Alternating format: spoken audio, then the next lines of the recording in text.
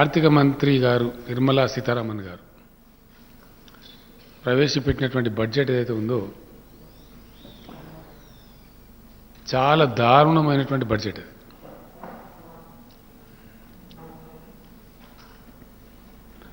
ఆ బడ్జెట్ ప్రవేశపెట్టేటప్పుడు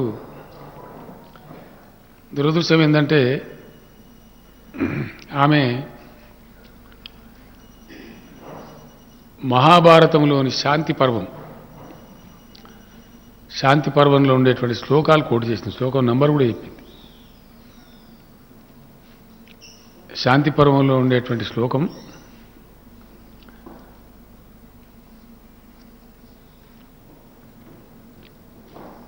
దాపయిత్వా కరం ధర్మ్యం రాష్ట్రం నిత్యం యథావిధి. ఇది భీష్మాచార్యుల వారు అంపశయ్య మీద ఉన్నప్పుడు ధర్మరాజుకు చెప్పినటువంటి సందేశం. ఒక రాజ్యాన్ని రాజు ఎట్లా నడపాలా, ఎంత ధర్మనిష్టతో ఎంత కర్తవ్యనిష్టతో నడపాలా, ఎంత గొప్పగా తీసుకొని పోవాలని చెప్పినటువంటి ధర్మ సందేశం. మనం కూడా రోజు చూస్తాం కదా, పూజలలో ఒక యాగం చేసినప్పుడు కానీ ఒక పూజ చేసినప్పుడు కానీ అంత అయిపోయిన తర్వాత ఒక గొప్ప క్రతువు యాగం చేసినా కూడా ఏం చేస్తారంటే అయిపోయిన తర్వాత ఒక శాంతి మంత్రం చెప్తారు, క్షమాపణ మంత్రం చెప్తారు. తర్వాత లోకహితాన్ని కోరుతూ ఒక మంత్రం చెప్పి ముగిస్తారు. జనరల్గా స్వస్తి ప్రజాభ్యాం పరిపాలయంతాం న్యాయేన మార్గేణ మహీం మహిషాం గోబ్రాహ్మణేన శుభరస్తు నిత్యం లోకా సమస్త సుఖినో భవంతు అని చెప్తాం. ఇది కూడా అట్లాంటిదే.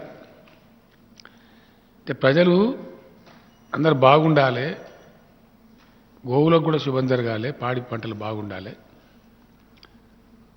న్యాయ మార్గంలో ఈ మహిషులు పరిపాలించాలి. న్యాయేన మార్గేన మహీం మహిషాం అంటే రాజులు ఈ భూమిని న్యాయ మార్గంలో ధర్మ మార్గంలో పరిపాలించాలి అని చెప్తారు. మంచిని ఆశించి అక్కడ జరిగినప్పుడు ఏం జరుగుతుంది, లోకంలోని సర్వులు కూడా లోకా సమస్త సుఖినో భవంతు, అందరూ కూడా సుఖంగా బతకాలి అని చెప్తారు. అయితే ఆమె చెప్పిందేమో శాంతి పర్వంలో శ్లోకం చెప్పింది ధర్మ మార్గానికి సంబంధించి, కానీ ప్రవచించిందేమో అధర్మం, అసత్యం. ఆమె ఆర్థిక శాఖ మంత్రి గారు ఆమె ఆత్మవంచన చేసుకుంటూ దేశ ప్రజలను కూడా ఘోరంగా వంచింది. చాలా ఘోరంగా, చాలా దారుణంగా. ఎందుకంటే బడ్జెట్లో అందరికీ గుండుసున్నా వాటి కల్లా డొల్లా ప్రచారం, గోల్మాల్ గోవిందం తప్ప ఎవ్వరికీ ఏం లేదు దాంట్లో. పేద ప్రజలకైతే గుండుసున్నా. సరే వాళ్ళు చెప్తారు, వాళ్ళు ఇష్టమైన లెక్క, వాస్తవ లెక్కలు వేరే ఉన్నాయి. ఎస్సీలు 20 కోట్లు, ఎస్టీలు 10 కోట్లున్నారని చెప్తున్నారు వాళ్ళు చెప్పే లెక్కలు. 30 కోట్ల జనాభా అంటారు. యాక్చువల్ చాలా పెరిగిపోయింది. అంటే 15% ఏసీఎన్ లెక్క పెట్టి చెప్పే పాపులేషన్ అది. But it has gone up like anything. దగ్గర 19-20% పోయినట్టుంది ఎస్టీలది. ఎస్టీలది కూడా పెరిగింది, ఎస్టీలది పెరిగింది, అది పెరిగింది. నాకుండే నాలెడ్జ్ ప్రకారం కనీసం 38-40 కోట్లు ఉంటారు. 38-40 కోట్లు ఉండే ఎస్సీ ఎస్టీలకు కలిపి వాళ్ళ సంక్షేమానికి భారత ప్రభుత్వం పెట్టిన బడ్జెట్ 12,800 కోట్లు. ఇంతకన్నా సిగ్గుసరం ఇంకోటి ఉండదు. ఇక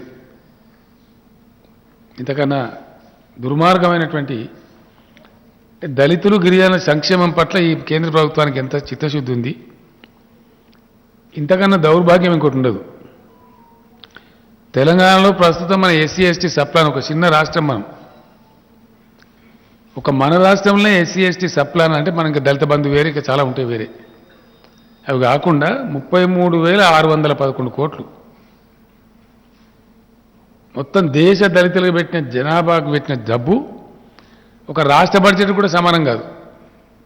అది గిరిజనుల పట్ల, దళితుల పట్ల బీజేపీ ప్రభుత్వానికి ఉన్నటువంటి చిత్తశుద్ధి, ఇవి ఫిగర్స్ కదా, వాళ్ళు చెప్పిన ఫిగర్స్, నేనేమి ఆరోపణ పెడతలేను. బడ్జెట్లో వాళ్ళు స్వయంగా ఇలా కేంద్ర మంత్రి గారు ప్రకటించినటువంటి యావత్తు దేశం సాక్షిగా పార్లమెంట్ ప్రకటించినటువంటి ఫిగర్స్ నేను చెప్పేది. మావి కూడా ఫిగర్సే. 33,611 కోట్లు అనేది ఇవి ఫిగర్సే, రెండు కూడా ఫిగర్సే. ఇదేం స్టోరీలో వాటి మాయా మచ్చిదనం గోల్మాల్ గోవిందం కాదు, హార్డ్ ఫ్యాక్ట్స్.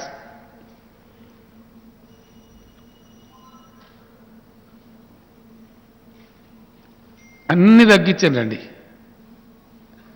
ఇంత పెద్ద ఉద్యమాలు జరిగింది దేశంలో, రైతుల ఉద్యమం. వాళ్ళని ఎన్నో రకాల ఇబ్బందులు పెట్టి చలికి ఎండకు దాదాపు 750 మంది రైతులు చచ్చిపోయారు. ప్రధానమంత్రి వాళ్ళకి క్షమాపణ చెప్పిండు కానీ ఇలా బడ్జెట్లో వాళ్ళ పేరు కూడా ప్రస్తావించలేదు. చట్టాలు నాలుక వేసుకొని చెంపలేసుకొని క్షమాపణ చెప్పిండు ప్రధానమంత్రి. దేశం సాక్షిగానే క్షమాపణ చెప్పిండు కదా ఆయన. కానీ ఆ ప్రస్తావన లేదు. వ్యవసాయ రంగం కోసం పెట్టేటువంటి ఉద్దీపనలు లేవు, ఏం లేదంత వాటిది గుండు సున్నా. ఇంకా ప్రమాద గంట కొట్టింది. మళ్ళా ఏం చేసిండ్రు అంటే యూరియా మీద సబ్సిడీని 12,708 కోట్లు తగ్గించిండ్రు. 12,708 crores యూరియా మీద సబ్సిడీ తగ్గించిండ్రు. ఇతర ఎరువుల మీద 22,192 కోట్లు, 34,900 కోట్లు, అంటే ఆల్మోస్ట్ 35,000 కోట్లు ఎరువుల మీద సబ్సిడీని తగ్గించింది. నరేంద్ర మోడీ ప్రభుత్వం రైతులకు ఇచ్చిన బహుమతి ఇది, అంతే కదా. ఇవి కూడా ఫిగర్సే, నా స్టోరీ కాదు ఇది, వాస్తవాలు, కఠోరమైనటువంటి వాస్తవాలు, బడ్జెట్ ఫిగర్స్ ఇవి.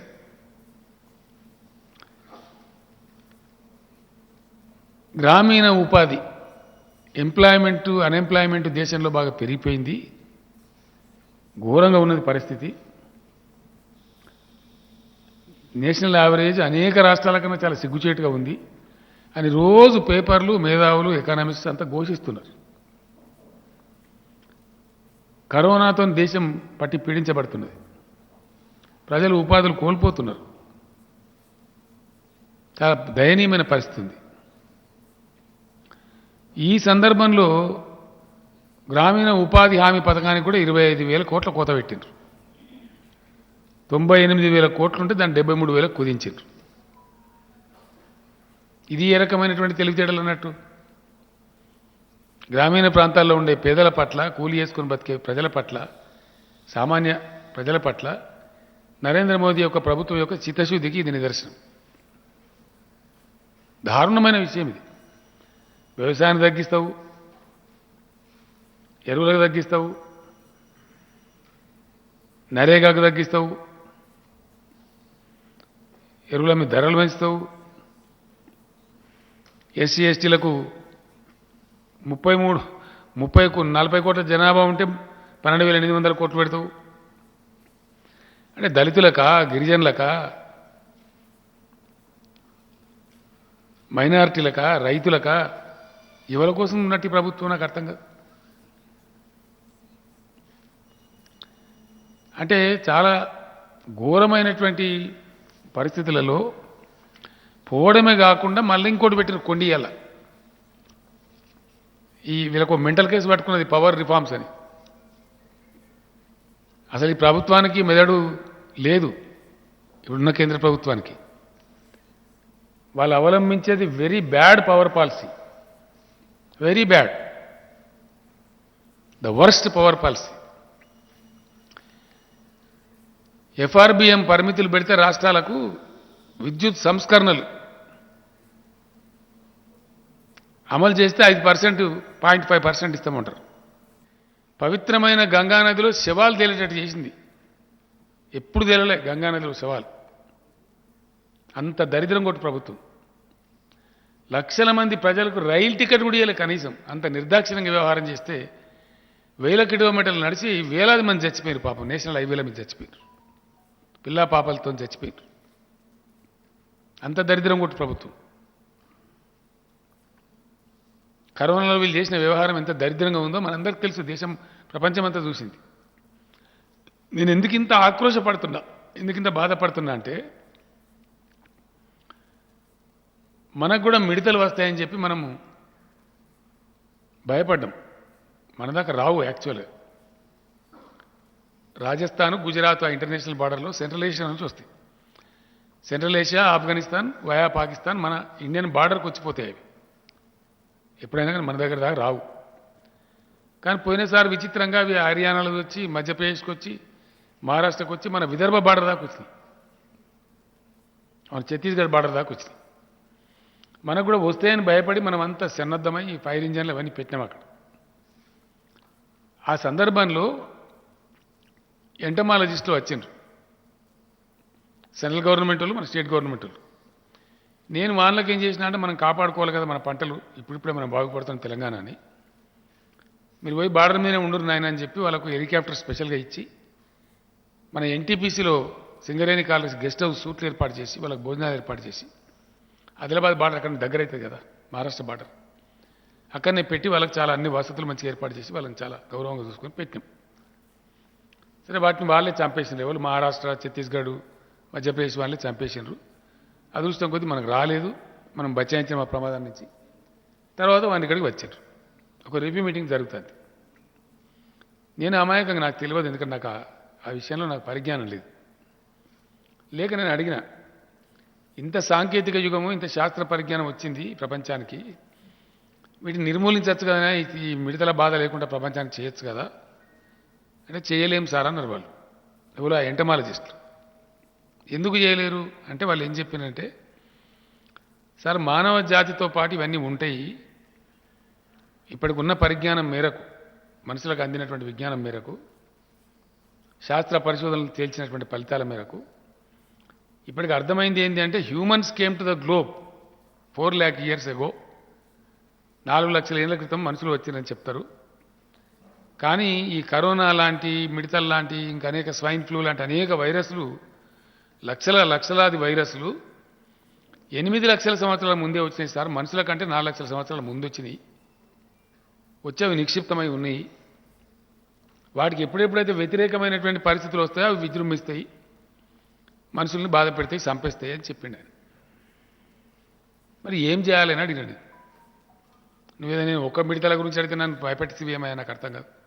లక్షలాది వైరస్లు ఉన్నాయంటే, ఇప్పుడు కరోనా లాంటి ఇంకెన్నో లక్షలు ఉన్నాయట, అవి కూడా వస్తాయని చెప్పిండు ఆయన. మరి ఎట్లా అని నేను అడిగితే ఆయన ఏం చెప్పినంటే, ఏం లేదు సార్, తెలివికల ప్రభుత్వాలు, తెలివికల సమాజాలు ఉన్న కాడ హెల్త్ ఇన్ఫ్రాస్ట్రక్చర్ను బాగా పటిష్టం చేసుకుంటారు, చాలా చక్కగా తక్కువ నష్టాలతో బయటపడతారు. అంటే వైరస్ వచ్చుడు ఎట్లా వస్తాయి, ఏది ఆ వైరస్, కానీ తక్కువ నష్టాలతో బయటపడతారు. మరి ఏంటి అంటే, మీరు కూడా మీ రాష్ట్ర ప్రభుత్వం కూడా మీరు మంచిగానే చేసుకుంటున్నారు, కానీ హెల్త్ ఇన్ఫ్రాస్ట్రక్చర్ బాగా బలోపేతం చేసుకోవాలి సార్ అని చెప్పారు. దాన్ని అనుసరించుకొని తెలంగాణలో చాలా ఎక్స్ట్రా బడ్జెట్ పెట్టి 10,000 కోట్లు సపరేట్గా పెట్టి TIMS, Telangana institute of medical science అనే సంస్థ ఏర్పాటు చేసి, దాని కింద ఇప్పుడు హైదరాబాద్లో 4 పెద్ద హాస్పిటల్ ఇస్తున్నాం. ఒకటి అల్వాలలో, ఒకటి ఎల్బీ నగర్లో, ఒకటి చెస్ట్ హాస్పిటల్లో, ఒకటి వరంగల్లో, ఒకటి మన నిమ్స్లో, ఆల్రెడీ గచ్చిబౌలిలో ఏర్పడేసిన టిమ్స్, ఇవన్నీ కలిపి ఒక 6 హాస్పిటళ్ళు సుమారు 11-12 వేల కోట్లతోని మల్టీ స్పెషాలిటీ చాలా అధునాతనమైనటువంటి హాస్పిటల్ తెస్తున్నాం. రాష్ట్రంలో ఉన్న బెడ్స్ అన్నింటినీ కూడా, గవర్నమెంట్లో ఉన్నటువంటి వాటిని అన్నిటికన్నా ఆక్సిజన్ బెడ్స్ చేస్తున్నాం. వెంటిలేటర్లు సరిపడా పెట్టుకున్నాం. ఆక్సిజన్ ప్రొడక్షన్ కూడా గతంలో బాధలు పడ్డాం కాబట్టి, మన రాష్ట్రానికి అత్యవసరం పడితే ఎంత కావాలి అంటే ఒక 550 టన్నులు కావాలంటే చెప్పినాం. మంత్రి గారు అదే పనిలో ఉన్నారు. దగ్గర 380 టన్నులు అయితే వచ్చింది, ఇంకో 200 టన్నులు పెంచుతున్నారు. అంటే సన్నద్ధమవుతున్నాం. ఒకవేళ భవిష్యత్తులో అనుకోని వైరస్ ఇట్లా వచ్చినా అర్జెంటుగా మనం రంగంలోకి దూకి ప్రజలను కాపాడుకోవాలి కాబట్టి మినిమం ఇన్ఫ్రాస్ట్రక్చర్ను మ్యాక్సిమం చేసుకోవాలని చెప్పి ప్రయత్నం చేసి పెంచుకుంటున్నాం. ఇది ప్రపంచవ్యాప్తంగా అన్ని దేశాలు పెంచుకుంటున్నాయి. దురదృష్టం ఏంటంటే, ధర్మ మార్గంలో నడవాలని శాంతి పర్వంలో శ్లోకం చెప్పినటువంటి మన భారత ఆర్థిక మంత్రి కరోనా మీద హెల్త్ డిపార్ట్మెంట్కి ₹1 పెంచలే, హెల్త్ బడ్జెటే పెంచలే. ఆరోగ్య రంగం మీద ఎంత శ్రద్ధ ఉండాలా? కరోనా లాంటి మహమ్మారి పీడించిన తర్వాత we need to develop our health infrastructure very immensely. We were expecting Government of India to come forward with a great initiative of increasing the health budget. But most unfortunately, పైసా పెంచలేక కొద్దిగా తగ్గించారు, రూపాయి కూడా పెంచలే. అంటే మరి దేనికి చేసినట్టు వీళ్ళు? సాంఘిక సంక్షేమం లేదు, రైతు సంక్షేమం లేదు, పేదల సంక్షేమం లేదు, నిరుద్యోగ సమస్య మీద లేదు, హెల్త్ ఇన్ఫ్రాస్ట్రక్చర్ లేదు, ఎడ్యుకేషన్ రూపాయి పెంచలే. మరి యాడికి పోతుంది అన్నట్టు ఈ సంపద? ఏం జరుగుతుంది అన్నట్టు? గోల్మాల్ గోవిందం. బ్యాంకుల అప్పులు తీసుకొని వేల కోట్లు లక్షల కోట్లు ముంచిపోయిన వాళ్ళకి ఇస్తారు సబ్సిడీలు. రిఫార్మ్ పేరు మీద, కరెంటు సంస్కరణల పేరు మీద కరెంటు షావుకారుల జేబులు నింపే ప్రయత్నం. దేశం యొక్క ర్యాంకు 116లో 101 అని ఘోషిస్తుంటే ప్రపంచం అంతా 65,000 కోట్లు ఆహార సబ్సిడీ కూడా తగ్గించారు. 2,10,900 అంటే 2,11,000 కోట్లు ఉంటే 1,45,000 కోట్లు చేశారు. మరి ఎవరు ఉద్ధరిస్తారు అన్నట్టు వీళ్ళు? ఇంత రైతులు సమ్మె చేసి ఇంత గడబడి జరిగి ప్రధానమంత్రి స్వయంగా రైతుల క్షమాపణ చెప్పి సందర్భం మనం చూసిన దేశంలో ఎంఎస్పీ ప్రస్తావన లేదు, బడ్జెట్లో ఎంఎస్పీ బిల్లు ప్రస్తావన లేదు, కరెంటు సంస్కరణల పేరు మీద రైతులకు మీటర్లు పెట్టము అని చెప్పలేదు. మరి ఎవరిని ఉద్ధరించినట్టు, ఎవరికి కిరీటం పెట్టినట్టు ఈ బడ్జెట్లో? వ్యవసాయానికి పెంచలే, విద్యకు పెంచలే, ఆరోగ్యానికి పెంచలే, సంక్షేమానికి పెంచలే, దళితులకు పెంచలే, గిరిజనులకు పెంచలే, రైతులకు మరి ఎవరికి పెంచినట్టు? రేకు డబ్బాల రాళ్ళేసి చూపినట్టు లోడలోడలోడ ఒరుడు తప్ప ఎవరికి జరిగినట్టు, ఎవరికి మేలు జరిగినట్టు, ఎవరికి సంక్షేమాన్ని కోరినట్టు? ఇక మైనార్టీలకైతే వీళ్ళు పెట్టరు కదా. వాళ్ళ జాతకమే, వాళ్ళ అది దాని పేరు ఏమంటారు, అది గోత్రమే కుదరదే. పొద్దున్న లేతే మతపిచ్చి లేపి మందిని తిట్టుడే తప్ప లేదు కదా. చాలా దరిద్రంగా పచ్చి అబద్ధాలు మాట్లాడడం. దేశాన్ని నమ్ముతున్నారంటే ఇప్పుడు ఎయిర్ ఇండియాని అమ్మిరి అయిపోయా దేశం చూస్తుండగా. ఇలా సిగ్గు లేకుండా నిస్సిగ్గుగా అద్భుతమైన సంస్థ అండి ఎల్ఐసి. ఇలా బడ్జెట్లో చెప్పి దాన్ని అమ్మేస్తామని. We are selling LIC. ఎల్ఐసిని ఎందుకు అమ్ముతున్నారు మోడీ గారిని అడుగుతున్నా? దేనికోసం అమ్ముతున్నారండి? నష్టం వస్తే అమ్మాల, మంచి లాభంలో ఉంది, అంతర్జాతీయ స్థాయిలో అద్భుతమైన పేరు ప్రతిష్టలని, దాన్ని ఎందుకు why the government of India is selling LIC? मेरा दिमाग बहुत छोटा है, मुझे समझ में नहीं आ रहा. I am sorry, my heart is bleeding. Why the government of India is selling off LIC? ఎవరి ప్రయోజనాలు ఆశించి అమ్ముతున్నారు మీరు? అంతర్జాతీయంగా ఉండేటువంటి అమెరికాలో ఉన్నటువంటి అతిపెద్ద బీమా కంపెనీలకు మీరు బ్రోకర్లుగా వ్యవహరిస్తున్నారా? వాళ్ళకి లాభం చేస్తారా? ఎస్, నేను ఆరోపిస్తున్నా తప్పకుండా. ఏం దందా ఇది నాకు అర్థం కాదు. ఎవరు మోసం చేస్తున్నారు మీరు? ఇంత ఆత్మవంచన మీరు చేసుకొని ప్రజలను వంచి అన్ని అబద్ధాలు చెప్పి గోల్మాల్ చేసి ఇదేమన్యాయం అండి? ఇంత దారుణంగా ఉంటుందా? ఒక్కటన్నా ఒక మాట మీద ఉన్నారండి? By 2022 doubling the income of farmers అయిందా? రైతుల ఆదాయాన్ని రెట్టింపు చేస్తామని హామీ ఇచ్చిన మీరు అయిందా? రైతుల పెట్టుబడి రెట్టింపు చేస్తారు. ఎరువుల ధరలు పెంచి, డీజిల్ ధరలు పెంచి, దున్నుకానికి పైసలు పెంచి, వారి కోతల యంత్రాలు పెంచి అన్ని పెంచి నాశనం చేసి పెట్టుబడి రెట్టింపు చేసింది తప్ప రైతుల ఆదాయం రెట్టింపు చేయలే. మీరు రెట్టింపు చేస్తే రైతులు ఏమైనా పిచ్చోళ్ళా? एक साल तक क्यों आंदोलन करता रहे भारत के किसान? ठंड में, धूप में, बारिश में 1 साल तक क्यों आंदोलन कर रहे थे? क्या किसानों को कुत्ता काटा था? अन्य अबद्धम. హౌసింగ్ ఫర్ ఆల్ పచ్చి బోకస్. ఏదండి అయిందా హౌసింగ్ ఫర్ ఆల్?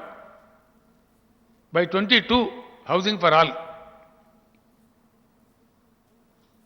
ఇది గోల్మాలని నేను అంటున్నా. వాస్తవం కాదా? ప్రతి ఇంటికి 15 లక్షలు ఇస్తాం, నల్లధనం తెస్తాం. తెచ్చిండ్రా? చెప్పిన నల్లధనం దేలే. ఉల్టా మీ హయాంల్ని అతి ఎక్కువ బ్యాంకు మోసగాలందరినీ విదేశాలకు పంపించింది మీరు.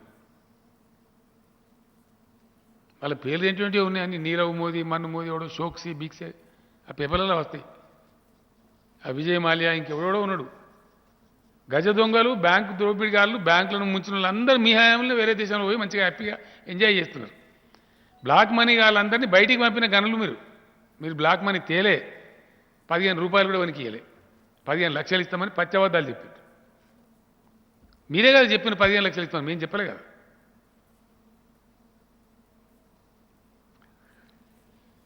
అన్ని బోగస్ అండి. దేశంలో నిరుద్యోగ సమస్య పెరుగుతుంది. 15 లక్షల ఉద్యోగాలు ఖాళీ ఉన్నాయి ఇప్పుడు దేశంలో. 15 లక్షలు. మా లెక్క కాదండి, గవర్నమెంట్ ఆఫ్ ఇండియా లెక్కనే. 15 లక్షల ఉద్యోగాలు ఖాళీ ఉంటే మేము తెలంగాణలో ధర్నా చేస్తాం. తెలంగాణలో ముఖానికి ఇప్పుడు ధర్నా చేస్తాడు. ఇప్పుడు చేస్తాం ధర్నా. ఇక ఎంత ఎంత అధ్వానం మంది మీద వాడు ఏడ్చినట్టు నేను చెప్పేది ఇదే. చాలా దారుణమైనటువంటి పద్ధతిలో పచ్చబద్దాలు ఈ దేశానికి చెప్తున్నారు. ఈ దేశాన్ని మోసం చేస్తున్నారు.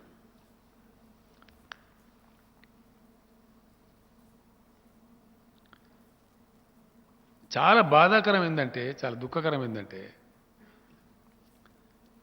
ఇప్పుడున్న ఈ కేంద్ర ప్రభుత్వానికి, ఈ పార్టీకి, ఆ బీజేపీ పార్టీకి సిగ్గుశరం కూడా లేదండి. కనీసం సిగ్గుశరం ఉంటుంది. కనీసం ఇవ్వాలని ఏమైనా అనుకుంటారేమో. చిచి, చాలా దరిద్రం, చాలా దరిద్రం, చాలా విషయాలలో. ఈ భారత సమాజం అనుకున్నట్టు పురోగమించాలంటే ఈ దరిద్రం కొట్టు పార్టీని కూకటి వేలతో పీకి బెంగాళాఖాతంలో పారేయాలి. ఎస్, చేస్తాం, తప్పకుండా పని చేస్తాం, 100% చేస్తాం. బాగా పొగరు కూడా నెత్తికెక్కింది వీళ్ళకు. ఎవరి మీద పడితే వాళ్ళ మీద, ఎటు పడితే అంటే మాట్లాడు, కండు నెత్తికొచ్చి బాగా అడవులు జమాబందీ చేస్తున్నారు. తప్పకుండా కూగడు వేలతో పెకిలించి పారేస్తాం. ఎస్, ఏం అవసరమో దేశంలో చేస్తాం. ఈ దేశం నిద్రాన్నమై లేదు. దేశంలో శక్తి లేక శాతగాకే లేరు. ఇక్కడ ఉద్యమిస్తాం కదా, అవసరం అనుకుంటే ఏం చేయాలో చేస్తాం కదా. నోరు మూసుకొని పడి ఉంటామా? మీ దుర్మార్గాలను పీకి అవతల వారేస్తాం. Yes, all side and that is democracy. చాలా చాలా బాధ కలుగుతుందండి.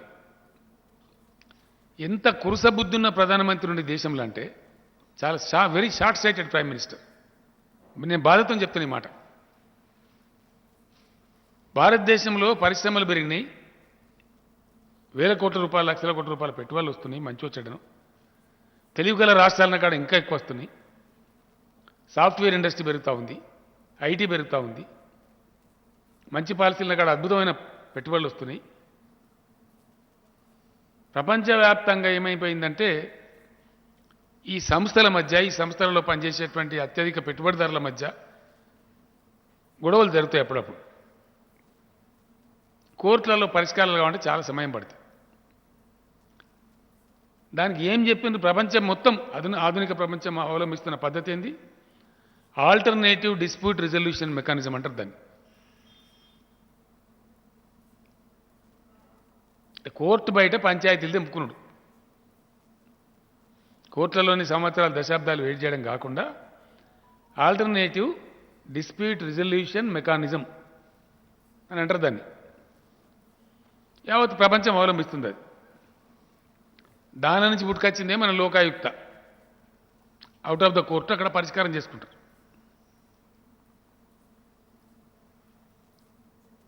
అందులో నుంచి పుట్టుకొచ్చేటియే ఆల్టర్నేటివ్ డిస్ప్యూట్ రిజల్యూషన్ మెకానిజంలో భాగంగా వచ్చేటువంటివి ఆర్బిట్రేషన్ సెంటర్స్. అవి మన దేశంలో లేవు. మన దేశంలో లేక మన సింగపూర్లో ఉంది, దుబాయ్లో ఉంది, ఈ మధ్య పెట్టినరు. మొదటి నుంచి లండన్లో ఉంది, జెనీవాలో ఉన్నట్టుంది బహుశా. సరే, యూఎస్లో వాళ్ళకొని పెట్టుకుని వాళ్ళకున్నాయి, మన ఇండియాలో లేదు. మనోళ్ళు కూడా పంచాయతీ తెంపుకుంటే అడవి తెంపుకుంటారు. నాకెవరో చెప్తే నేను మన సుప్రీంకోర్టు సీజీఐ గారు రమణ గారు ఇక్కడనే వారి జీవితం ప్రారంభించారు మన హైదరాబాద్లో. అనేక ఏళ్ళు న్యాయవాదిగా ప్రాక్టీస్ చేసినారు. తర్వాత హైకోర్టు జడ్జి అయిన వారు, ఆ తర్వాత సుప్రీంకోర్టు జడ్జి అయినారు. ఈ మధ్య అఖిల భారత ఉన్నత న్యాయస్థానానికి ప్రధాన న్యాయమూర్తి అయినారు. నేను వారిని ప్రార్థించాను, హైదరాబాద్ మంచి అంతర్జాతీయ సిటీ కదా, మంచి కాస్మోపాలిటన్ కల్చర్ ఉంటుంది, మంచి వాతావరణం ఉంటుంది, ఇక్కడ పెట్టండి, మేము అన్ని విధాలు ఎంకరేజ్ చేస్తామని చెప్పారు. వారు దయదలిచి ఎస్ నేను ఇక్కడ పెరిగిన వాడిని, నాకు కూడా ప్రేమ ఉంది, తప్పకుండా హైదరాబాద్కు అర్హత ఉంది అన్ని రకాలుగా వారు ఉపన్యాసంలో చెప్పిన మీరందరూ అక్కడ. ఆయన దేశానికి కాదు ప్రధానమంత్రి, గుజరాత్కే ప్రధానమంత్రి. సిగ్గుతో చెప్తున్నా నేను ఈ మాట, బాధతో చెప్తున్నా, చాలా బాధతో చెప్తాను, మనసు గాలి. దీనికి ఒక శిఖండిని పెడతామని ఇలా బడ్జెట్లో ప్రకటించారు. దీనికి పోటీకి ఒక శిఖండిని డైరెక్ట్ గుజరాత్ అంటే బయట పడితే సిగ్గు వద్దని చెప్పి దాని పేరు గిఫ్ట్ సిటీలో పెట్టి, గిఫ్ట్ సిటీ అట గుజరాత్. ఏంటది ఇన్ఫ్రాస్ట్రక్చర్ ఉంది, గిఫ్ట్ సిటీ. మీరు కొట్టుంటే ఎట్లా వస్తుంది? అది అహ్మదాబాద్లో ఉన్నది. నిర్మలా సీతారామన్ గారు, నేను అడుగుతున్నాను, హైదరాబాద్లో నువ్వు కూడా ఇన్నే బతికినవు, గడ నీళ్ళు తాగినవు, తెలుగువారి కోడలు అంటావు, నువ్వు ఆత్మద్రోహం చేసుకున్నావు కదా ఇలా.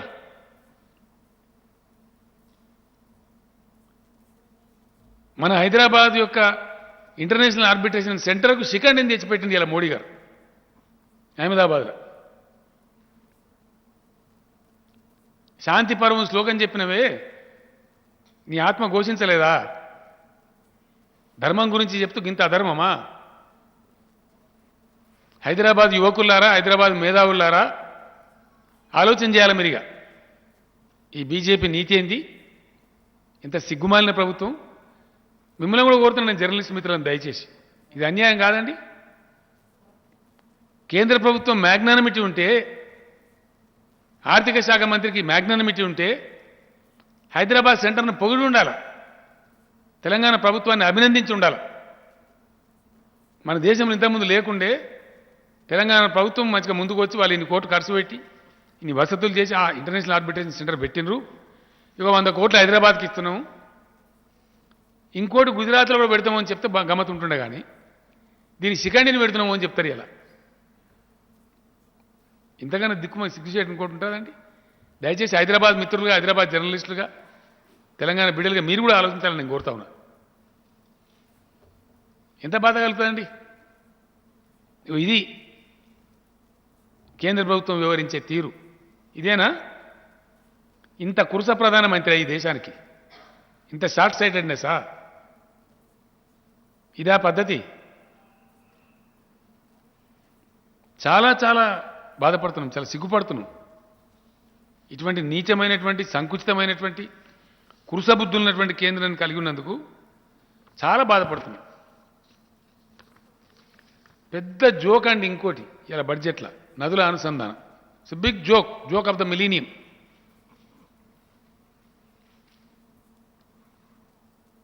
ఎంత ఆత్మవంచన అంటే ఇలా బడ్జెట్లో చెప్పేది అంతా అబద్ధమే.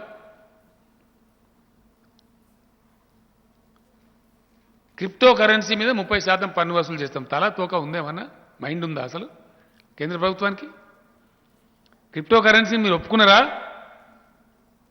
అఫీషియల్ ఈ దేశంలో? What is your answer Shrimati Nirmala Sitharaman garu? I'm asking the honourable prime minister, what is the answer? Are you accepting crypto currency in this country? Is it official? Make it clear. Otherwise బుర్ర లేకుండా ఎట్లా చెప్పినావు ఇవాళ 30% ట్యాక్స్ వసూలు చేస్తాను? ఏ పద్ధతిలో చెప్పినావు? దాని ప్రాతిపదిక ఏంది అసలు? It should be made clear that whether Government of India is accepting the cryptocurrency in the country. What nonsense it is. Is it not senseless? हम जो भी कह सकते हैं, जो भी कर सकते हैं, ये क्या बात है? इस देश के नागरिक होने के नाते, इस देश के एक जिम्मेदार मुख्यमंत्री होने के नाते मैं पूछ रहा हूं केंद्र सरकार को, ये मेरा हक बनता है, मैं पूछना चाहता हूं और पूछ रहा हूं, क्या इस देश की सरकार क्रिप्टो करेंसी को मान रही है? ऑफिशियलाइज कर रही है। आपने खुद कहा हम क्रिप्टो करेंसी को नहीं मानते, कुछ ही दिन पहले कहे थे। మీకు తెలుసు మీరంతా జర్నలిస్ట్ మిత్రులు, మీరే రాసిన వార్తలు। आज बजट में कहते हैं कि 30% टैक्स लगाएंगे, क्या मतलब हो गया? कुछ दिमाग है इस केंद्र सरकार को? ये दिमाग रखने वाले करने की बात है। किसको कंफ्यूज कर रहे हैं आप इस देश में? किधर ले जाना चाह रहे हैं इस देश को?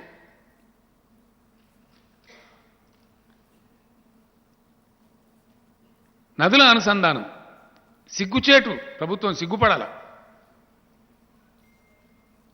గోదావరి కృష్ణ అనుసంధానం ఏం బొంద చేస్తా, ఎట్లా చేస్తావా నాకు అర్థం కాదు। ఏం పద్ధతి, నీ ప్రాతిపదిక ఏంది? స్ట్రేట్ క్వశ్చన్ అడుగుతాను నేను గవర్నమెంట్ ఆఫ్ ఇండియా, ప్రధానమంత్రి నరేంద్ర మోడీ। ఏ అధికారంతో నువ్వు చెప్పినావు గోదావరి కృష్ణ కావేరి అనుసంధానం చేస్తాను? Under watt power? గోదావరి మీద ట్రిబ్యునల్ తీర్పు ఉంది।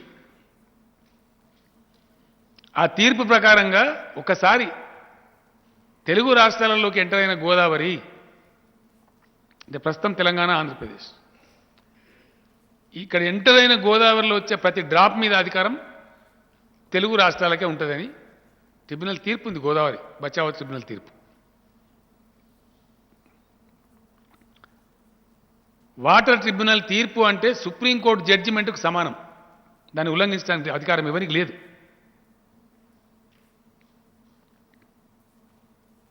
నువ్వు మా నీళ్లను మాకు అడగకుండా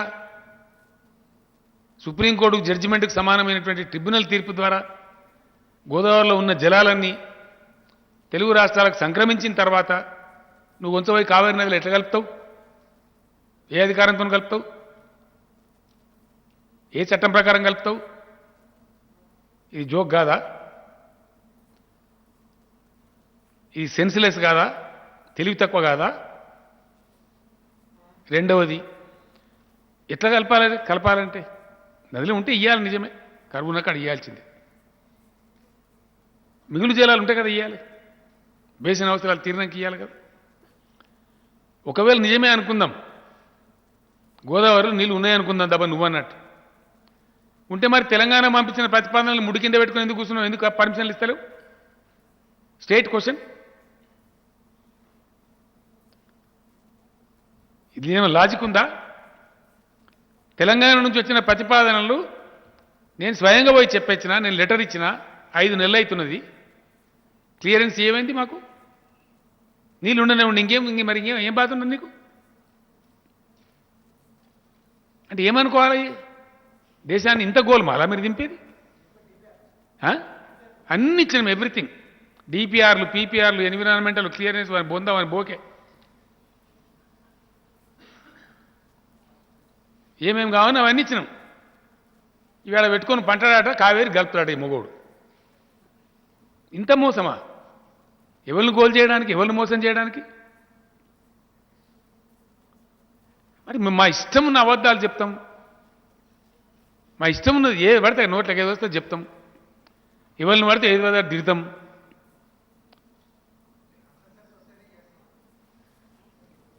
అటు కాదండి, నీ ప్రాతిపదిక ఏంది అని, ఏ ప్రాతిపదిక? మిగిలిన నీళ్ళు ఉన్నాయని చెప్తున్నావు, లేకపోతే ఎన్ని మిగిలినాయని చెప్తున్నావు?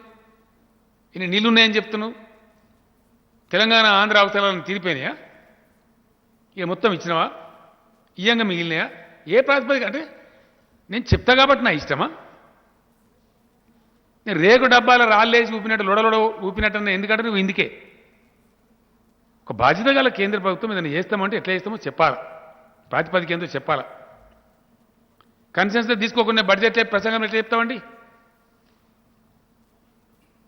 ఎవరి కన్సెన్స్ తీసుకున్నావు? ఎవరి కన్సెంట్ తీసుకున్నావు?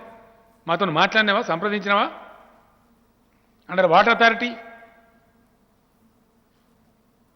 ఏ క్యా బాత్ హై?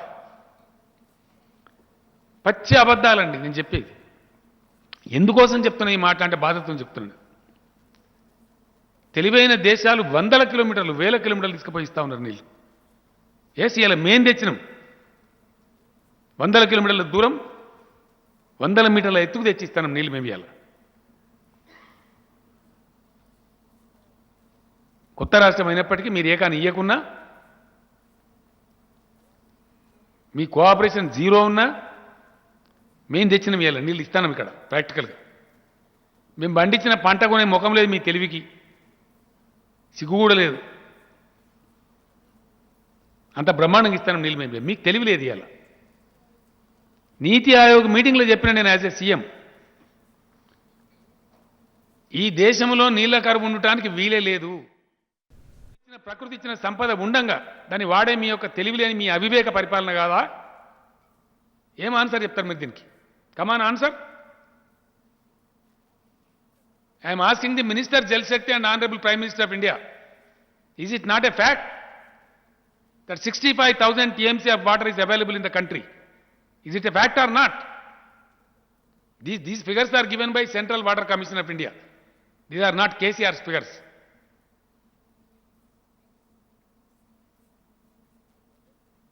आज बजट देखने के बाद, बजट स्पीच देखने के बाद आक्रोश होके मैं ये सब कह रहा हूं.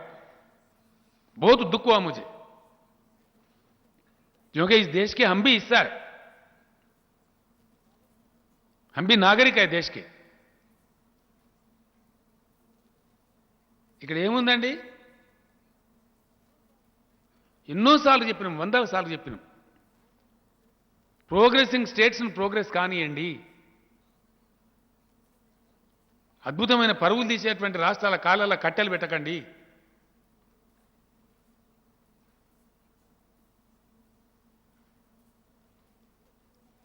ఎంత నిస్సిగ్గుగా అంటే, ఎంత సిగ్గు లేకుండా అంటే చాలా బాధ అవుతుంది. Sorry, very sorry.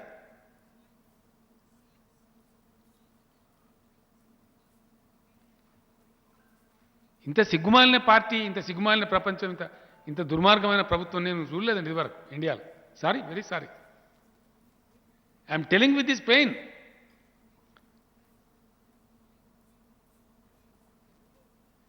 నీళ్ళ విషయంలో ఇది వీళ్ళ పాలసీ, దిక్కుమాలిన వీళ్ళ యొక్క బ్యాంకరప్ట్ థింకింగ్. వీళ్ళ పాలసీ లేదు, పాసు లేదు. Because of the bad water policy practiced by government of India, today country suffers for drinking water.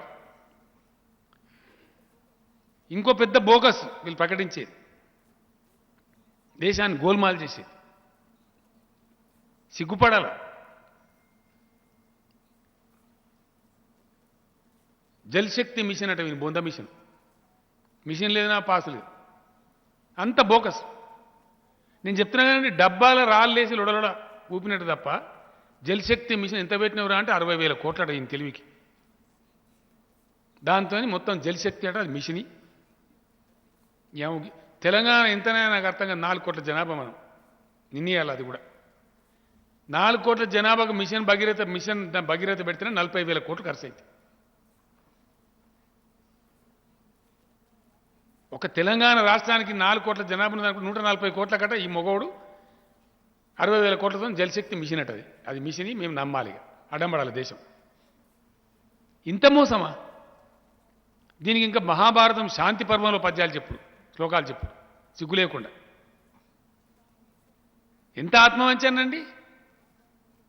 మహాభారతంలో శాంతి పర్వంలో శ్లోకం కోట్ చేసేటప్పుడు నీ ఆత్మ ఏడవలే నిర్మలా సీతారామన్ గారు? చెప్పేది ధర్మపాలనం అవలంబించేది అధర్మమా? ఇంతకన్నా అధ్వానమా? ఇంత ఆత్మవంచన్నా, ఇంత ప్రజావంచన్నా? సిగ్గనవడాలి. కానీ ఆ శ్లోకం పేరు తీసుకునే అర్హతన మీ ప్రభుత్వానికి ఉందా? మహాభారతం పంచమ వేదం అంటాం.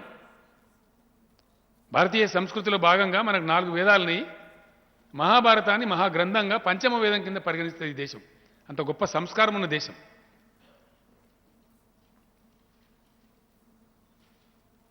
మీరు మీ దిక్కుమాలిన పార్టీ, మీ ప్రభుత్వం, ఈ దేశానికి పుట్టిన కుక్కమూతి పిందె మీరు. ఇంత అన్యాయమా? సిగ్గనిపించలేదా నిర్మలా సీతారామన్ గారు? మహాభారత శాంతి పర్వాన్ని కోటు చేస్తావు నీ దిక్కుమాలిన నీ పచ్చబద్దాలకు. ఇంకేం దొరకలేదా నీకు? వాటికే ఇప్పుడు నేను చెప్పిన దానికి నేను ఎన్ని లెక్కలు చెప్తున్నా, ఫిగర్ చెప్తున్నా పెద్ద దానికి. ఇప్పుడు రేపు ఏం చేస్తారు బీజేపీలు మీకు తెలుసు కదా. సాయి సంసారి, లచ్చి దొంగ, బట్టి అంత వచ్చి పిచ్చోరుడు, ఫిల్దీ లాంగ్వేజ్లో తిట్టుడు, ఇప్పుడు కేసీఆర్ని పట్టుకొని 1000 తిట్లు తిడతారు ఇక ఈ దొంగ ముఖం గాలు. దొంగ ముఖం గాలు అంటున్నాను నేను. దరిద్రులు ఈ దేశానికి పట్టిన దరిద్రం. అందుకే కూకటి వేలతో పీక్ అవతల పడేయాలి. మందికి పుట్టిన బిడ్డను మా బిడ్డను ముద్దాడతారండి దరిద్రులు. నేను చెప్తున్నా కదా, ఇక్కడ మొన్న నేను ఎన్ని బ్యాడ్ ఎక్స్పీరియన్స్ అంటే, ఎంత దుర్మార్గం అంటే, కేసీఆర్ కిట్టనో డిత్తం ఎవడన్నా సిగ్గునోడు చెప్పుకుంటాడంటే ఇది మా పథకం అని. సిగ్గుండన్నా ఏమన్నా? సిగ్గు కూడా లేదా? చిచి, ముఖం మీద ఉమ్మేసినా కానీ సిగ్గు లేదా? అసెంబ్లీలో చెప్తే మీ బయటికి చెప్తాం, అయినా కూడా అన్న 6000 రూపాయలు మాయే. వాని బొందా మీకు తెలియదా? నాకు అర్థం, మీరు జర్నలిస్ట్ కాదా? ఫైనాన్స్ డిపార్ట్మెంట్లో పోతే లెక్కలు దొరకాయా? పాపం ఆయన జిఆర్ స్వామి గారు అని ఇక్కడ హైదరాబాద్లో ఒకటి రామానుజుల వారి విగ్రహం పెట్టి, ఆయన పాపం దాన్ని తమిళనాడులో పెడతాను అనుకున్నాడు. యాక్చువల్గా హైట్ కావాలంటే ఆ కొండ కావాలని చెప్పి తిరిగిండు అక్కడ. ఆ కొండ దొరకలే ఆయన అక్కడ, అంత అనువుగా దొరకలే. ఇక్కడ అడిగితే పాపం ఇక్కడ డొనేషన్ ఇచ్చిండు, జాగా ఫ్రీగా ఇచ్చిండ్రు. పెద్ద ఎత్తున కావాలి ఆయన ఆయన ఆయన ఆశ్రమం కథ కార్ఖానా, దాని దాదాపు 70-80 ఎకరాలు 100 ఎకరాలు జాగా కావాలి. ఇక్కడ అడిగితే ఆ మయోం రామేశ్వరం అంటే ఆయన భూమిలోకి వెళ్ళి సొంత భూమిలోకి వెళ్ళి ఇచ్చారు పాపం. 100 ఎకరాలు ఇచ్చారు. అక్కడ GR institute of medical sciences ఉంది, హోమియోపతి కాలేజీ, హోమియోపతి యూనివర్సిటీ చేస్తాను ఇప్పుడు దాన్ని. వారి ఆశ్రమం ఉంటుంది, అందులో పేదలకు అన్నం పెడతారు, ధార్మిక కార్యక్రమాలు చేస్తారు. సరే, రకరకాల కార్యక్రమాలు అందరు మఠాలు చేసినట్టు ఆయన మఠం చేస్తారు. అది హిందూ ధర్మం లోపల ఉండేటువంటి వైష్ణవ సాంప్రదాయానికి ప్రతీకగా ఉండేటువంటి ముచ్చట. రామానుజాచార్యుల వారు వెనుకట హిందూ మతంలో కొద్దిగా పెడదోరని పెడితే దాని అట్లా కాదా బాబు, భగవంతుడు అంటే అందరికీ చెంది ఉండాలి, కులాలు మతాలు ఉండకూడదు, దరిద్రము తీసేయాలని చెప్పి ఆయన హీ వాజ్ ఎ రెవల్యూషనరీ. రామానుజుల వారు రెవల్యూషనరీ. మొత్తం మంది ప్రజలకు అనుకూలంగా ఉంటే దేవుడు, కానీ కొంతమందికి గుళ్ళకి రావద్దంటే వాడేం దేవుడా, అటువంటి దేవుడు నాకు అవసరం లేదు అని అందరినీ మొత్తం దళితులు మొత్తం అంతా ఆలయం రావాలి మంచిగా చెప్పాలని చెప్పిన మహనీయుడు రామానుజాచార్యుల వారు. అందుకే ఆ మూర్తి పేరు సమతామూర్తి అని పేరు పెట్టారు. దాని వెనుక ఫిలాసఫీ ఉంది, వాటికనే పెట్టలే. ఆ సమతామూర్తి యొక్క విగ్రహం పెట్టాలంటే చాలా గొప్పగా పాపం 10 ఏళ్ళ వాళ్ళు తిప్పరాడు వాటి నాకు తెలుసు. నేను ఎన్నోసార్లు పోయించిన. ఎవరు చేస్తారా భయ అంటే వాళ్ళు పాపం సొంతం పైసా కూడబెట్టి జమ చేసుకొని చైనాలో పోయి ఆర్డర్ ఇచ్చి ఆ విగ్రహం తెప్పించారు. పాపం సర్వ తిప్పలవాడి రూపాయి జమ చేసి చెమట పడి కట్టారు. ఎవ్వడు ఏకాని ఇయ్యలే దానికి. ఈ బీజేపీ వాళ్ళ సంస్థలు ఎంత సిగ్గులేని దరిద్రులు అంటే, హిందీలో పెట్టిన పోస్టులు ఉత్తర భారతంలో ఇప్పుడు ఎలక్షన్ జరుగుతుంది కదా, ఈ మన ఓవైసీ అనేవాడు కూడా అక్కడక్కడ పోటీ చేస్తాడు వేరే రాష్ట్రాల్లో పోయి. ఈ మధ్యలో పాపులర్ అయింది అక్కడ. ఓవైసీకి గరికే పీచే నరేంద్ర మోడీనే బన్వాయా.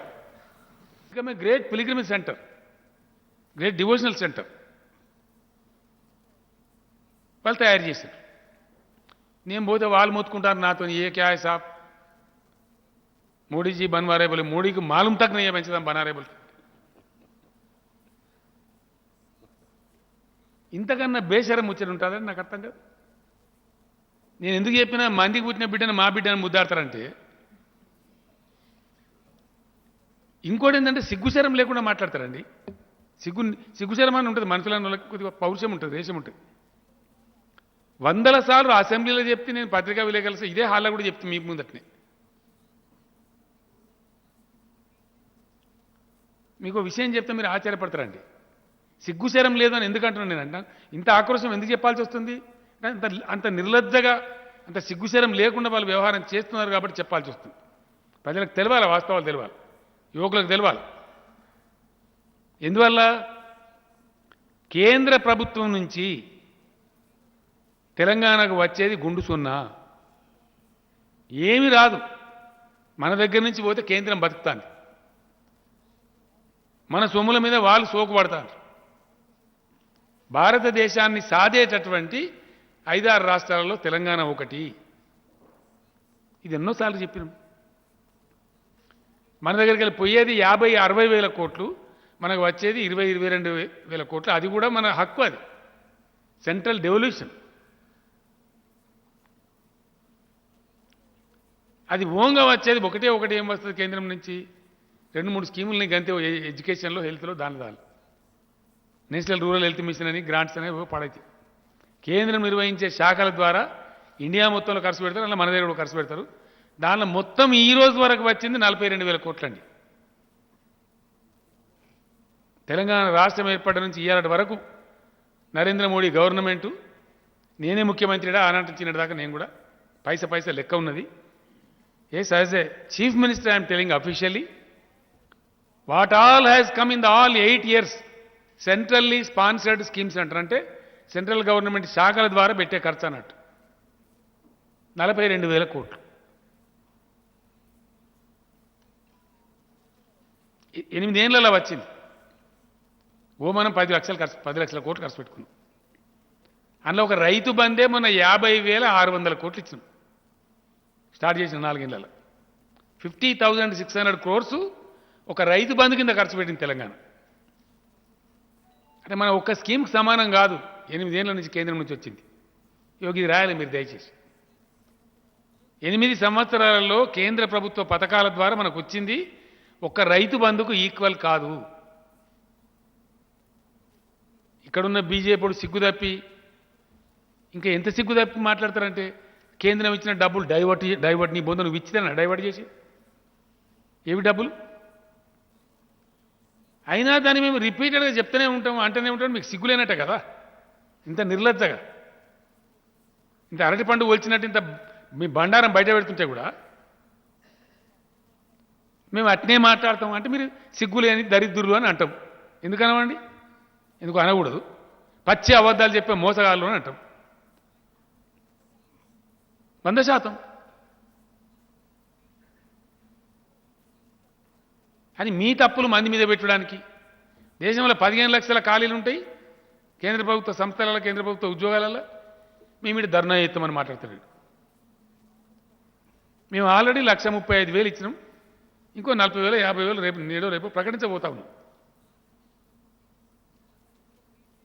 మీకేం తెలుసు? మీకు నెత్తా కత్తా మీ బొందా? మీ తెలంగాణ ఉద్యమంలోరా మీ ముండమోకానికి రాష్ట్రం జరిగిన అన్యాయం తెలుసా మీకు? కొత్త జోనల్ విధానం తెచ్చినాం. ఈ రాష్ట్ర యువత హక్కులు సాధించినాం. 95% లోకల్స్ పెట్టినాం, 95%. ఇది టీఆర్ఎస్ సాధించిన ఘనత కాదు. ఇదే సెక్రటరియట్లో మా వాళ్ళు 9% లేరు, హైకోర్టులో 20% లేరు అని ఆక్రోశించినాం ఉద్యమంలో. సిడీలలో ప్రచారం చేసినాం దేశానికి. తెలంగాణ ఉద్యమం అంతా ఉపన్యాసాలు చెప్పినాం. ఇవాళ 95% స్థానికులకే వస్తాయి ఉద్యోగాలు తెలంగాణలో. ఎన్ని వచ్చినా దానికి ఏం చేసినాం? మేము మల్టీ జోనల్ పోస్టింగ్ అని పెట్టినాం. అంటే ఏంది మల్టీ జోనల్ పోస్టింగ్ అంటే? స్టేట్ లెవెల్ పోస్ట్ అంటే 30% నాన్ లోకల్ వస్తారు. అది కూడా మల్టీ జోనల్ పోస్ట్ అని పెడితే 5% నాన్ లోకల్కి అవకాశం ఉంటుంది. అందులో కూడా మళ్ళీ 3% మనకే వస్తాయి. హార్డ్లీ 1-2% బయటికి పోతే 97-98% తెలంగాణ బిడ్డలకు వస్తాయి. ఇలా 10 వచ్చినా, 5 వచ్చినా, 3 వచ్చినా. అది మేము చేసింది. అది తప్ప? మీకు తెలుసా? మీ బొందా? మీకు పరిపాలన తెలుసా? ప్రజల బాధ తెలుసా?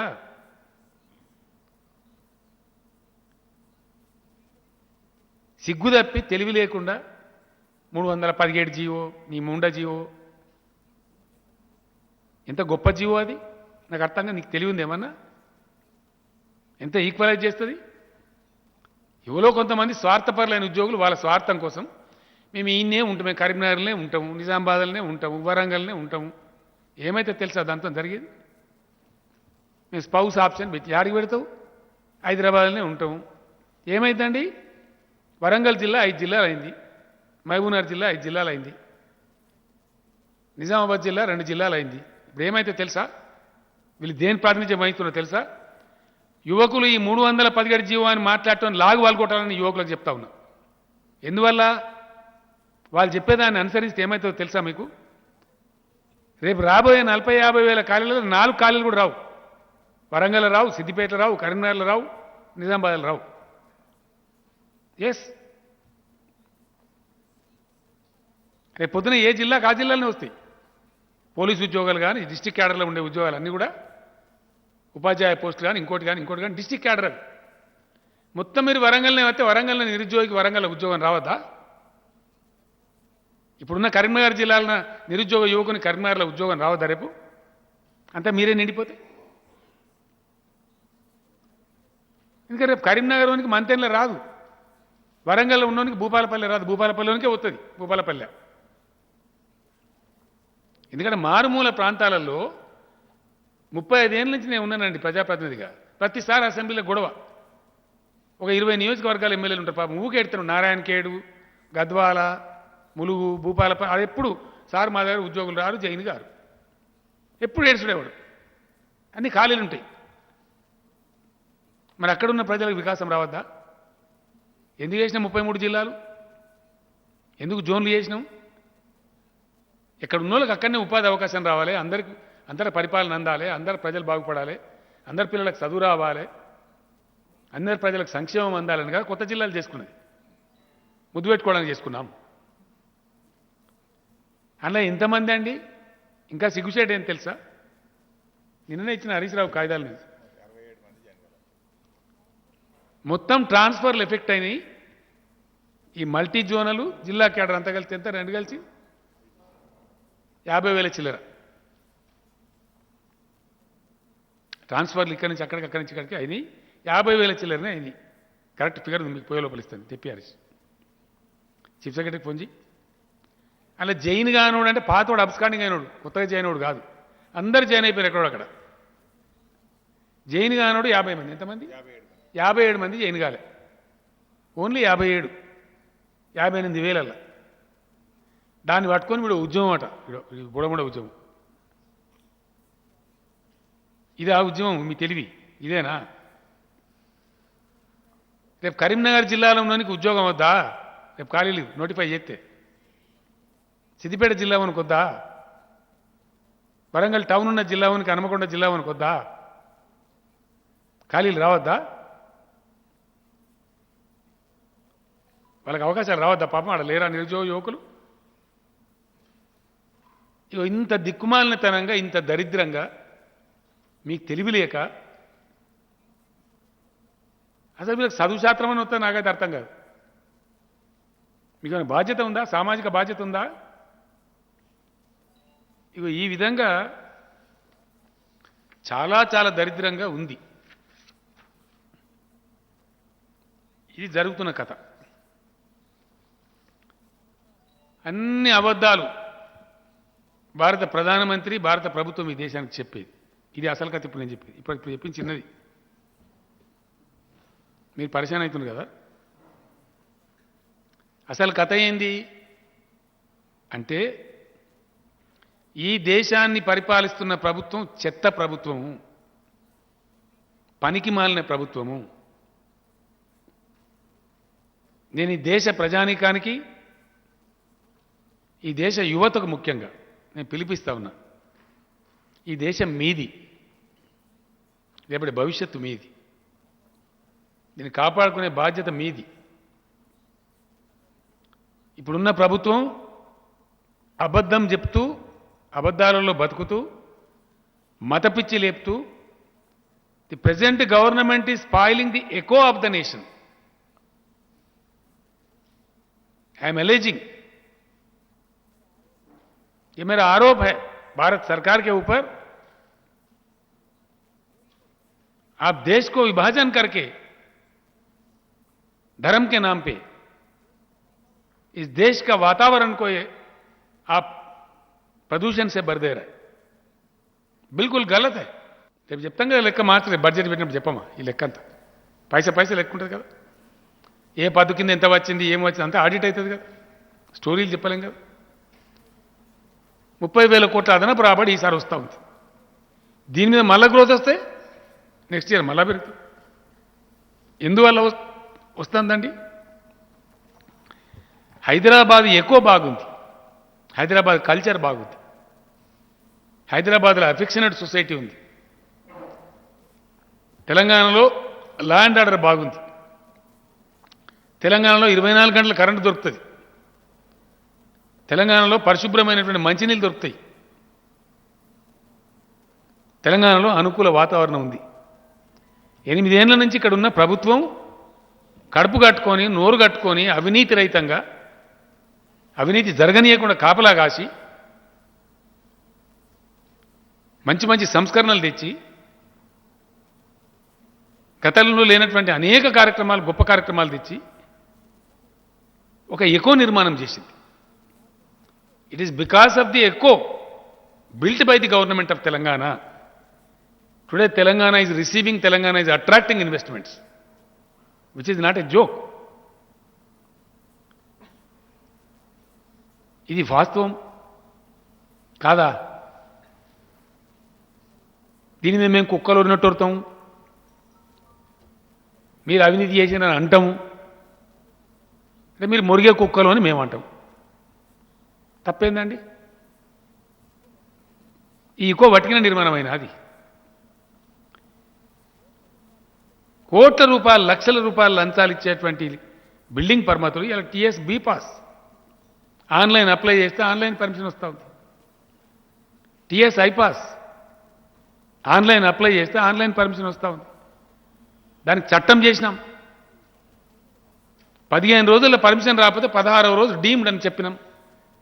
మాది అవినీతి ప్రభుత్వం అయితే, మేము అవినీతి పరలం అయితే అట్లెందుకు పెడతామండి? లంచం మేము అడగమమ్మా, మేము మాకు అడగరాదా? ఇలా పక్క రాష్ట్రాలలో స్క్వేర్ ఫీట్ కింద వసూలు చేస్తారు రియల్ ఎస్టేట్లో. ఇక్కడ ఆన్లైన్ అప్లై చేస్తే ఆన్లైన్ పర్మిషన్ ఇస్తారు. హ్యూమన్ ఇంటర్ఫేస్ లేదు, సులోడు కొట్టేది లేదు. ఎస్, పొలిటికల్ గుండాగిరి లేదు, భూ కబ్జాలు లేవు, ఇలా పిచ్చి పిచ్చి లేదు తెలంగాణలో. ఇలా గుడుంబ గబ్బు లేదు తెలంగాణలో, పేకాట క్లబ్ లేదు. ఇవన్నీ వాస్తవాలు కాదా? ఇవన్నీ ఉండంగా కూడా మా ఇష్టం వచ్చినట్టు కుక్కలు మురిగినట్టు మొరుగుతాం. అందుకే మిమ్మల్ని పిచ్చి కుక్కలు అంటాం మేము. మీరు మురుగుతామంటే ఊకుంటామా? ఎందుకు ఊకోవాలా? దేనికోసం ఊకోవాలా? తెలంగాణ సమాజాన్ని నాశనం చేస్తామంటే మీ దిక్కుమాలిన దందాతో ఈ సమాజాన్ని ఖరాబు కానిస్తామా? ప్రాణాలు పనంగా పెట్టి కొట్లాడి సత్యదాకా కొట్లాడి తెచ్చిన రాష్ట్రం ఇది. ఎవరో మీలాంటి కుక్కగాలు నక్కగాలు వచ్చి ఖరాబు చేస్తామంటే చూసుకుంటూ కూర్చుంటామా? కూర్చోవన్నా? వై? ఇండియాలో ఎక్కడ లేని సంక్షేమ కార్యక్రమాలు. వాస్తవం కాదా? మీకు జీర్ణం కాదా? మీకున్నదా? మీ తెలివి ఉందా? మీ ప్రధానమంత్రికో మీకో మీరు పరిపాలించే రాష్ట్రాల ముఖ్యమంత్రులకు ఉన్నదా? తెలంగాణలో అమలు చేసే దళిత బంధు నిజం కాదా? నిజాన్ని అంగీకరించే సంస్కారం లేదా మీకు? దాన్ని కూడా తిరిగి మాటలు మొర్రి మాటలు మాట్లాడుకుంటా, హౌలా పోసిగా లెక్క మాట్లాడకుండా. వాస్తవం కాదా దళిత బంధు? మీ ముండమోకాలకు మీ బీజేపీ పాలిత రాష్ట్రంలో ఎక్కడైనా ఉందా? మీ కేంద్ర ప్రభుత్వంలో ఎక్కడైనా పైసా పెట్టినరా దళితులకు? అది లేదు. వాటికనే వృతం వాళ్ళంగా సోషల్ మీడియాలో అన్ని అబద్ధాలు ప్రచారం చేస్తాం. ఇదా? ఇప్పుడు క్షుద్ర విద్య, అది సోషల్ మీడియా కాదు, క్షుద్ర విద్య. దాని బండారం తీస్తాం, దాన్ని అంతా తీస్తాం. దాని చట్ట వ్యతిరేక కార్యకలాపాలన్నీ ఇరిసిపోయిలో పెడతాం. సమాజానికి కూడా తెలియాలి ఎవరు మంచి చెడ్డ అని చెప్పి ఊకున్నాం ఇన్ని రోజులు. ఊకం. ఇష్టం వచ్చిన పద్ధతిలో దానికి జర్నలిజం అని పేరు పెట్టి నువ్వు జర్నలిస్టువా? ఇదా నీ దుకాణం? ఇది పద్ధతా? సమాజాన్ని నడిపించేదా? దళిత బంధులో దయచేసి నేను మీకు కూడా మళ్ళా చెప్తా ఉన్నా, Dalit Bandhu is not mere programme. Dalit Bandhu is a spirit. Yes, చాలామందికి చాలా విషయాలు అర్థం కావు. ఇండియా మొత్తంలో మెడికల్ షాపులలో దళితులకు రిజర్వేషన్ ఇచ్చే రాష్ట్రం ఎక్కడైనా ఉందా? బార్ అండ్ వైన్ షాప్స్లో దళితులకు అవకాశం ఇచ్చే రిజర్వేషన్లు పెట్టిన రాష్ట్రం ఎక్కడైనా ఉందా? పెడతారా మీ బీజేపీ రాష్ట్రంలో? ఆ సత్తా ఉందా మీకు? దళిత బంధు ఈజ్ ఎ స్పిరిట్. దళిత బంధులో దళితులు ఇవ్వాల. చరిత్రలో ఏనాడు లేరు, ఎక్కడ లేరు, భారతదేశంలో ఎక్కడ లేరు. ఇలా బార్ షాప్ ఓనర్లు అవుతున్నారు, వైన్ షాప్ ఓనర్లు అవుతున్నారు, మెడికల్ షాప్ ఓనర్లు అవుతున్నారు, ఫర్టిలైజర్ షాప్ ఓనర్లు అవుతున్నారు, కాంట్రాక్టర్లు అవుతున్నారు. మీకు జీర్ణం అయితలేదా? ఈ వాస్తవాలు కావా? నిజం కాదా? దళిత బంధు, రైతు బంధు మేము 50,000 కోట్లు ఇవ్వలేదా? వాస్తవాలు కావా? దాని మీద కూడా కారు కూతలు కూస్తారా? ఇష్టం వచ్చిన మాటలు మాట్లాడతారా?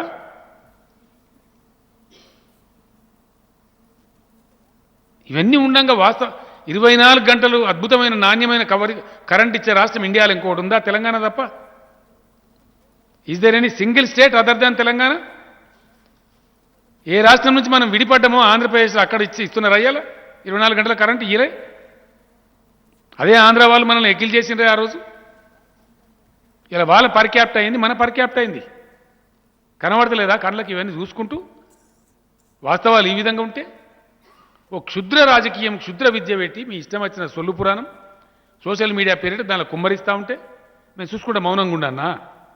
దేనికోసం ఉండాలి? ఎంత దరిద్రం కొట్టు పరిస్థితులలో ఉంది ఈ బీజేపీ ప్రభుత్వం అంటే నేను ఫ్యాక్ట్ చెప్తా ఉన్నా మీకు, భారత యువతకు కూడా చెప్తా ఉన్నా.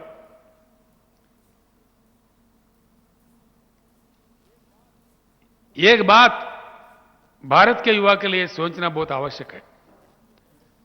आज जो बजट पेश हुआ है, बजट में जो कुछ भी कहा गया है सरासर झूठ है, धोखा है.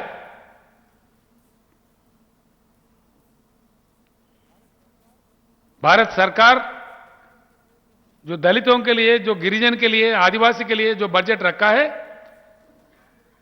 उनका पॉपुलेशन है करीब 40 करोड़.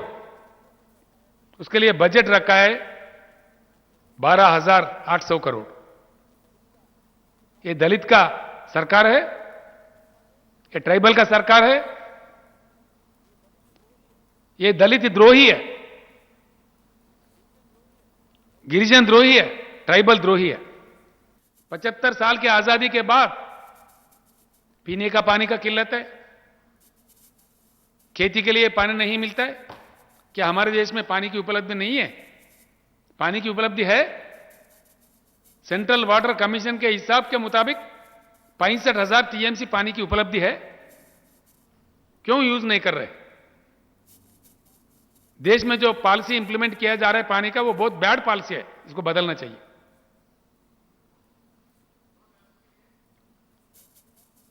66% देश अंधेरा में है. क्या हमारे देश में बिजली नहीं है? करंट नहीं है? करंट है, केंद्र सरकार के पास दिमाग नहीं है. इस देश में जो स्थापित विद्युत शक्ति है, स्थापित विद्युत जिसको अंग्रेज में इंस्टॉल्ड कैपेसिटी कहते हैं, 4,01,000 मेगावाट के ऊपर करंट की उपलब्धि है. कितना यूज करता है देश? किसी भी समय 2 लाख मेगावाट से ज्यादा यूज नहीं करते. जो करंट उपलब्ध है उसको देने का क्षमता भी हमारे केंद्र सरकार के पास नहीं है. क्या यह बात सच नहीं है? एक ही मिनट में कोई झूठ करके अगर साबित किया, 1 मिनट में मैं अपने मुख्यमंत्री पद को इस्तीफा दे दूंगा. मैं दिल जल के ये बात कह रहा हूं. पानी की उपलब्धि है, देश को पानी नहीं मिलता, ना किसान को मिलता, ना पीने को मिलता. देश में करंट की उपलब्धि है, 65% देश अंधेरे में रहता है. कितने दिन इस देश को अंधेरे में रखोगे? देशवासियों से मेरी प्रार्थना है, एक बदलाव चाहिए. 75 साल का अनुभव बहुत बुरा है. हमारे देश में सब कुछ है, हम धनवान हैं. हमारे देश में किसी चीज की कमी है तो हमारे केंद्र सरकार के पास दिमाग की कमी है, सोच में गरीबी है. हम दुनिया का सबसे बड़ा ताकत बन सकते हैं.